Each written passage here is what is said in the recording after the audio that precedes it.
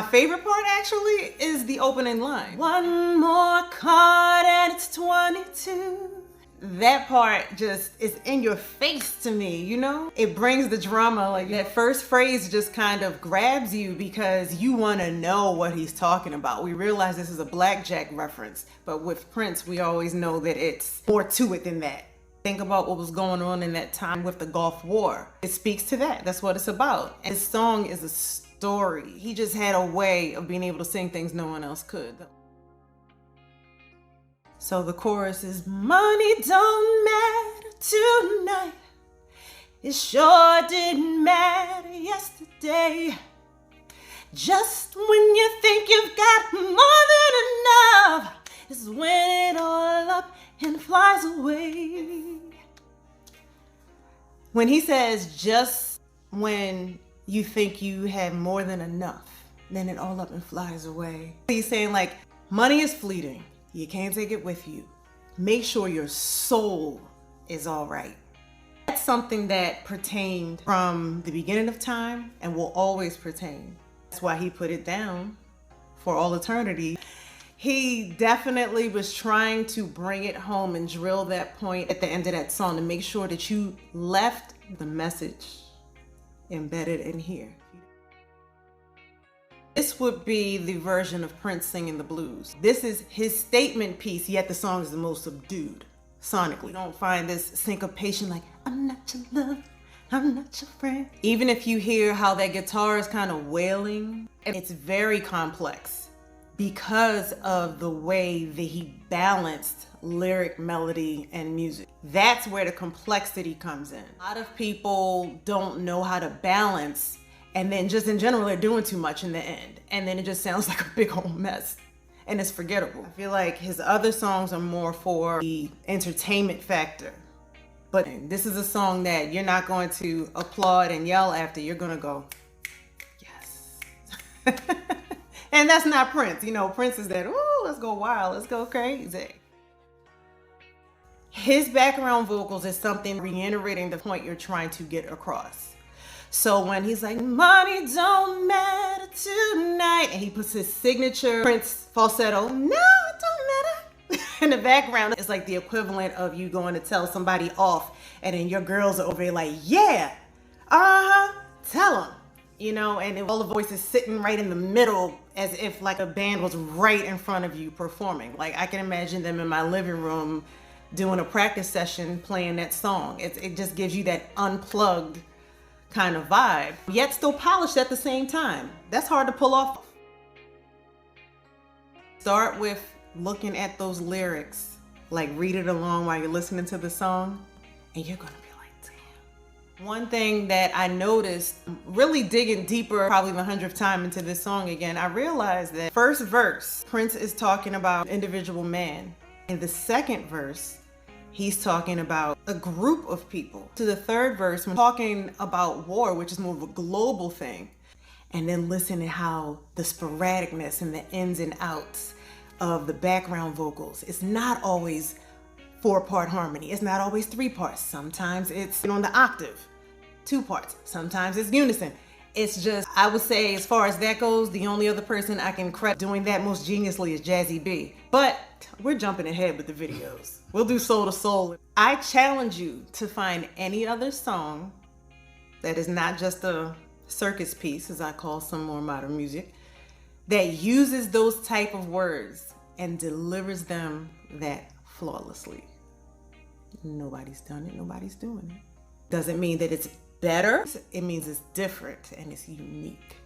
So you have this in-your-face lyrics, in-your-face the vocals, that's straight up in your face.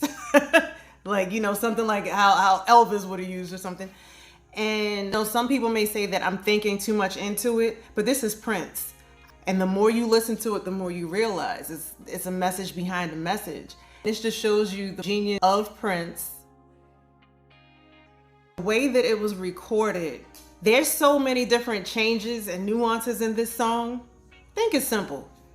Go and try to teach it to a band or have your band perform it in the exact way Prince did. You're gonna miss some things because the way that he placed certain riffs and think it's simple. You got another thing coming. Giving me these analog vibes. You know, like I say, analog is sexy. It is. Prince telling them exactly how he wanted it to sound. And engineers. And I feel like if he would have put a bunch of stacking of the vocals and panning and reverb on those vocals, lead or background, it would have taken from that straightforward military feel. It sounds like a lot of recordings that you would hear from overseas. A good one to reference is the Cardigans, their first and second albums. It's that type of analog sound, but they went to a specific studio to record that and get that sound. Not a whole lot of heavy effects and mixing. Really helps to deliver the message as well, because back during those times, people were getting into a lot of the heavy stacked vocals and panning with reverb. Like if you would listen to some things from Uptown MCA, Mary J. Blige, and Jodeci. But this song, straightforward and to the point, almost with a nostalgic feel, even for that time.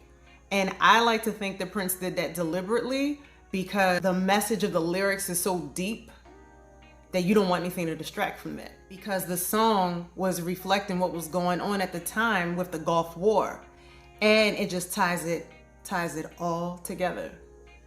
It just ties it together. Prince wanted the finished product to almost be like he's sitting there talking to you, telling you these things. And I would say so much more in today's music than then. People like gadgets, people like electronics, people like effects, people like to do too much to sound. This me and my team the other day, where sometimes we have some artists submit their music, and I said, I'm not taking a listen to anything before I find out if they want it to be listened to or heard.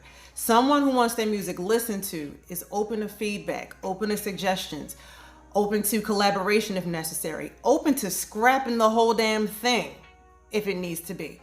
Someone who wants their music heard is just looking for attention. So do you want to ad campaign or do you want to make some music? Do you want somebody to fluff you up and feed your ego, or do you want somebody to help you make your song great?